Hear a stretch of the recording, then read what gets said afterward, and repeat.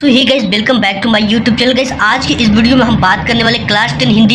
ये 70 नंबर की जितने भी मार्क्स है, ठीक है। आज से अगर आप बोर्ड एग्जाम में हिंदी की बिल्कुल तैयारी नहीं हुई आपकी, तो यार आप हिंदी में बिल्कुल 70 का 70 मार्क्स ले आओगे, ठीक है। ये हिंदी की पूरी मैं आपको किस तरह से पढ़ना है, कौन कौन से टॉपिक पढ़ना है और कौन से इस बार जो बोर्ड एग्जाम है इसमें कौन कौन से टॉपिक 101% आएंगे, उसके बारे में पूरी डिटेल्स में बात करेंगे, ठीक है। पूरे 70 नंबर की इस तैयारी आपको इस वीडियो में हो जाएगी। अगर आप ये वीडियो देख लेते हो तो आप अभी तक हिंदी की 1% भी तैयारी नहीं हुई है, तो भी आपका हिंदी में 70 में 65 आना बिल्कुल निश्चित है यार, बिल्कुल। लेकिन आपको ये वीडियो पूरे अंत तक देखना होगा, ठीक है।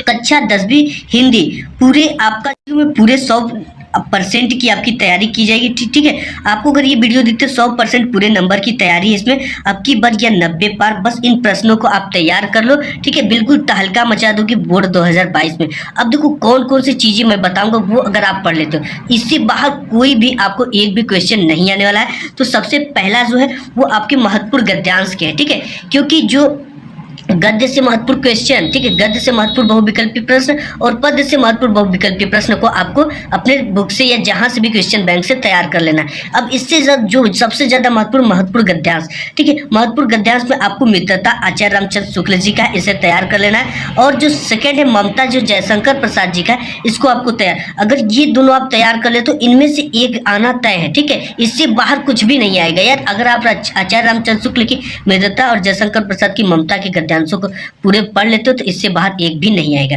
ठीक है। अगर आपको मौका मिलता है तो आप लास्ट जो भारतीय संस्कृति है ये पढ़ सकते हो डॉक्टर राजेंद्र प्रसाद जी की, लेकिन आप दो ही पढ़ लोगे तो आपको एक आना उसमें से तय है।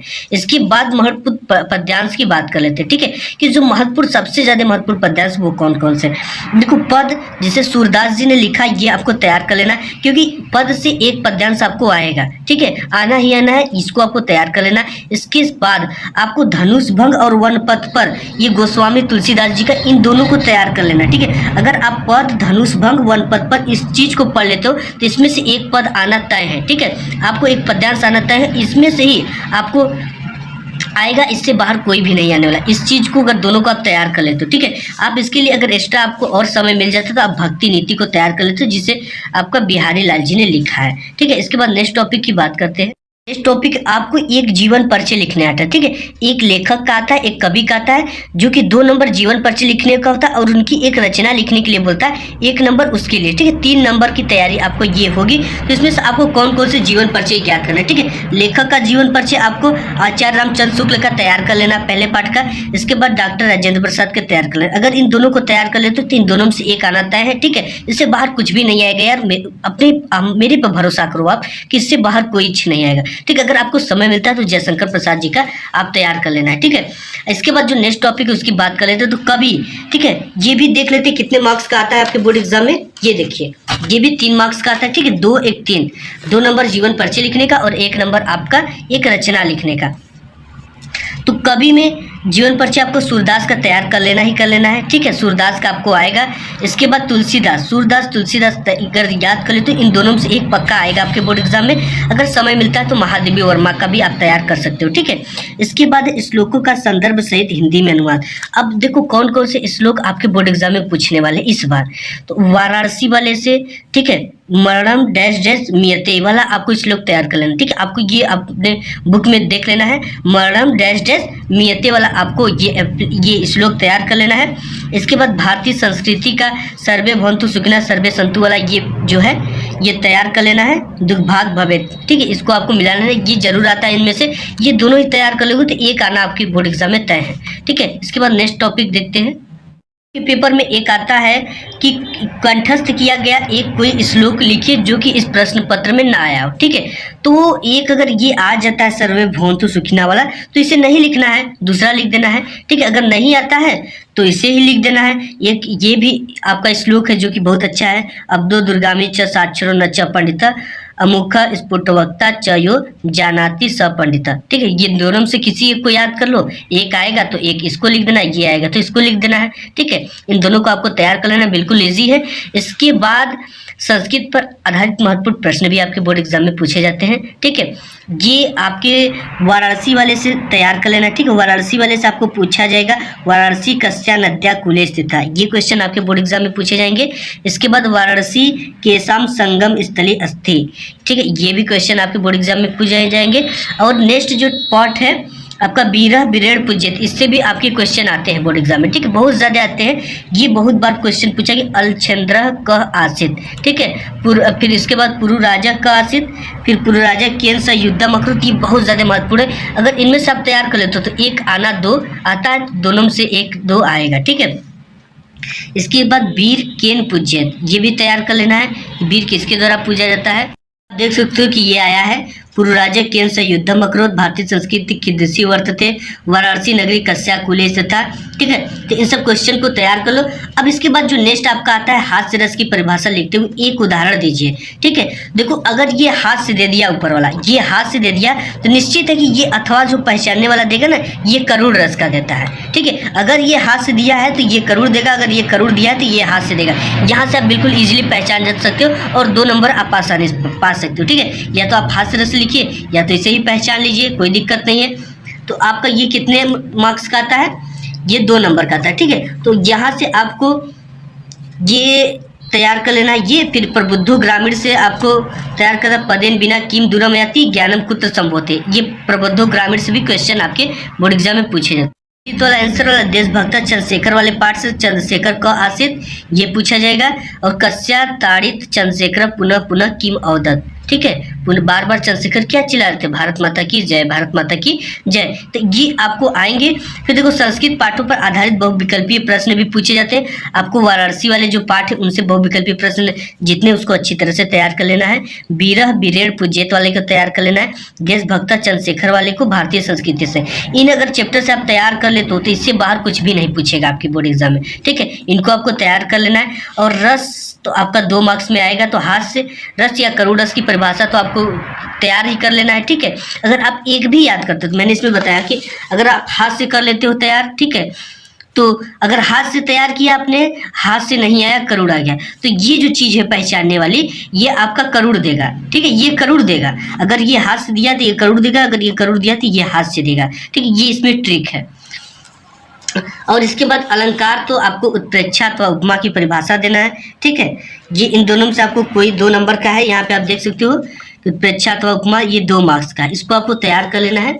छंद में सोरठा अथवा रोला का लक्षण उदाहरण आपको दिख रहा है, तो इनको तैयार कर लेना। कोई एक तैयार कर लो, आना तय है। ठीक है, दोनों देता सोरठा अथवा रोला, किसी आपको एक का लिखना है तो आप एक तैयार कर लेना इसमें से। इसके बाद देखो उपसर्ग आता है। ठीक है, उपसर्ग यानी ये आगे लगा होता है, इसके पीछे आपको लिखना होता है। जैसे ये हो गया ये, ठीक है, ये आप निराधर बना सकते हो। ठीक है, निराधर बना सकते हैं, यानी कि कोई शब्द हो, इसको नीर को कहाँ लगा दिए, आगे लगा दिए। ठीक है, ये आप सुस्वागतम बना सकते हो, सुमुखी बना सकते हो।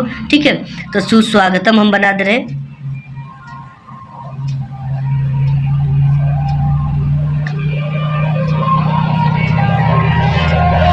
ये अनु है। ठीक है, आप इसे अनु उपयोगी भी बना सकते हो।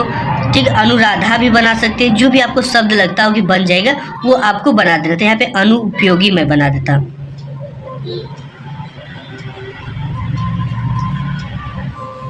ये आगे जुड़ेंगे। ठीक है, इसके बाद आपके बोर्ड एग्जाम में प्रत्यय पूछे जाते हैं। प्रत्ययों का प्रयोग करके एक शब्द बनाए। जैसे यहाँ पे दे दिया, ये प्रत्यय मतलब कि ये पीछे जुड़ेंगे। ठीक है, जैसे ये आई है, ठीक है, तो यहाँ पे चढ़ाई हो गया, लिखाई हो गया,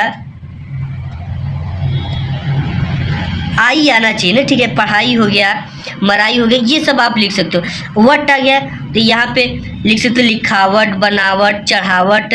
ठीक है, यहाँ पे आप इससे लिख सकते हो। ये वट अंतिम में आना चाहिए आपको, बनावट। तो इसका एक शब्द लिखना होता है। ठीक है, 2 प्रत्ययों का एक शब्द लिखिए। ये इसमें से आपको 4 दिया था, किसी 2 का सुंदरता हो जाएगा। ये बड़कपन, छोटकपन, मझलपन, ये आप लिख सकते हैं। अंतिम में पन आना चाहिए। इसके बाद आपको समास विग्रह आता है। ठीक है, माता पिता, ठीक है, माता और पिता, त्रिभुवन, आपका समास पहचानना था और समास का नाम लिखना पड़ता है कि ये कौन सा समास है। ठीक है, आपके जो क्वेश्चन बैंक में समास दिए हैं तो आपके बोर्ड एग्जाम में समास विग्रह समास का नाम पूछा जाता है तो माता पिता, ठीक है, जो माता पिता ये द्वंद्व समास होता है। इसका हो जाएगा आपका इस तरह से लिख देना है माता, और इसकी जगह पे क्या लगा देना है और पिता। कौन सा समास, समास का नाम में यहाँ पे लिख देना द्वंद्व समास।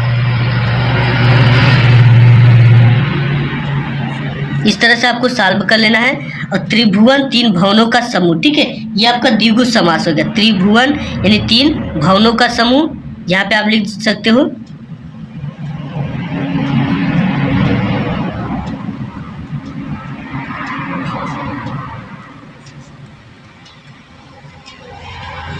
समूह। ये कौन सा समास हो जाएगा, ये आपका द्विगु समास हो जाएगा।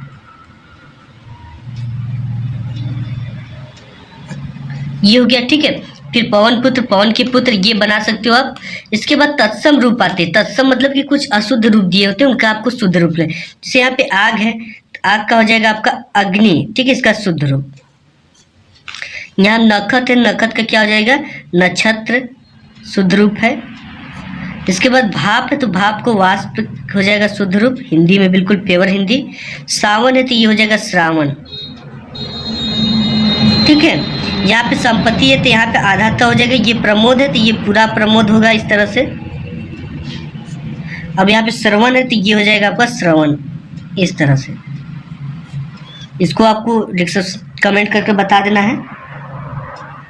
जो नेक्स्ट आता है आपको दो शब्द दो पर्यायवाची से लिखे, ठीक है। दो शब्दों की आपको दो दो पर्यायवाची लिखना है, ठीक है। नदी का आपको लिख लेना है, ठीक है, नदी का अपने से या कमेंट बॉक्स में कमेंट करके बता देना है। पुष्प का देखो होता है आपका फूल, और एक हो जाएगा कुसुम, और ये आपका कमल दिया है, कमल का हो जाएगा आपका सरोज, पंकज, जलज।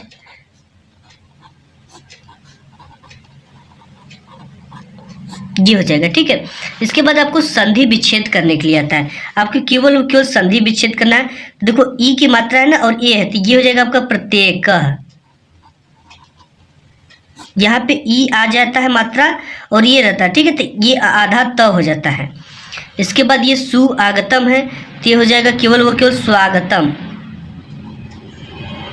संधि मैंने डिटेल्स में बताया वीडियो पर, आप वहाँ पे जाकर देख सकते हो, ठीक है। संधि कैसे पहचाना जाता है और संधि सॉल्व करने का तरीका है। ये हो जाएगा आपका यहाँ पे ई की मात्रा, तो ये यद्यपि हो जाएगा। इसके बाद आपकी विभक्ति और वचन आता है, ठीक है। आपको फल का तैयार कर लेना है, नदी का और मधु का, ये तीनों आपको तैयार कर लेना है। इससे बाहर कुछ भी नहीं पूछेगा। यदि आप फल का तैयार कर लेते हो और नदी का, ठीक है, तो आपका बोर्ड एग्जाम में 2 नंबर बिल्कुल पक्के हो जाएंगे, क्योंकि फल नदी में से दोनों का एक पूछा जाता है, ठीक है। ये अथवा में आ जाता है। इसके बाद धातु रूप में आपको पठ का या हसना का, ठीक है। अगर आप पठ का भी तैयार कर लिए हो तो यार 2 नंबर आपके पक्के हैं, क्योंकि ये आएगा, ये भी आएगा, लेकिन ये अथवा कर दे देता है, ठीक है। आप इसका लिखो या इसका लिखो। इसके बाद संस्कृत में अनुवाद आना है, तो ये आप पढ़ लेना, ठीक है। अनुवाद आते हैं संस्कृत में। निबंध में यार निबंध रचना में विज्ञान अभिशाप या वरदान तैयार कर लेना है। कोरोना वायरस एक संक्रामक बीमारी भी आ सकती है, तो आप ये लिख सकते हो, ठीक है। विज्ञान में विज्ञान का चमत्कार, विज्ञान का वरदान, ठीक है, विज्ञान की देन, विज्ञान की दुनिया, ऐसे ये निबंध आ सकते हैं। फिर इसके बाद पर्यावरण प्रदूषण, ठीक है, 4 से 5 दिए रहते हैं। आपको कोई इन तीनों को तैयार कर लो, इनमें से एक आना तय है, ठीक है।